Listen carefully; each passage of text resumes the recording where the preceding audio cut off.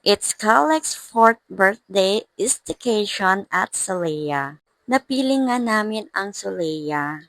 Based sa pag-research ko sa mga hotel, Solea yung nakikita kong maraming reviews sa mga staycation with kids. Tama nga naman ang mga reviews. Ang ganda nga dito sa Solea Resort. Napaka-aliwalas, napaka-aesthetic. Para masulit, nag-overnight kami sa Solea. So, yung nakuha naming room is nasa 5th floor, 565, na malapit sa Lego room. But ang room namin is 565. So, ito, pagpasok namin, ang ganda. Tuwang-tuwa talaga ang mga kids. Napaka-aesthetic talaga ang room at ang liwanag. No worry sa mga luggage, may lalagyan.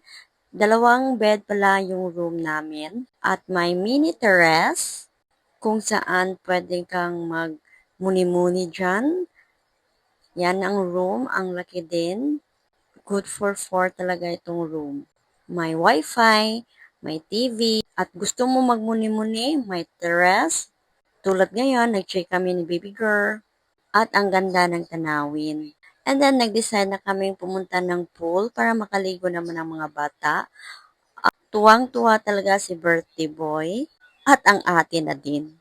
Nagbanding talaga kami sa birthday ni baby boy. Siyempre, dikit sa papa kasi ang papang marunong lumangoy. Yan, dapat magbantay ka dyan. Bantayan mo muna yung mga anak mo.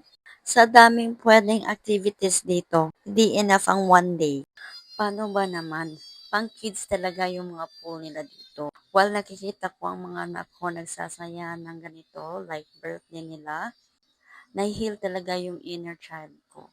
Napakaganda din nilang tignan ng daddy niya nagbabanding. Deserve naman natin magbanding. Lalong-lalo na ang partner natin, hardworking. Bigyan din natin ng time ang mga bata para may mga memories. Hindi sila forever bata. One day, masyashock ka na.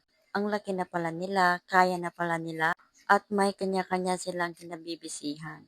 Kaya habang bata sila, magbanding kayo, make memories, i-treasure.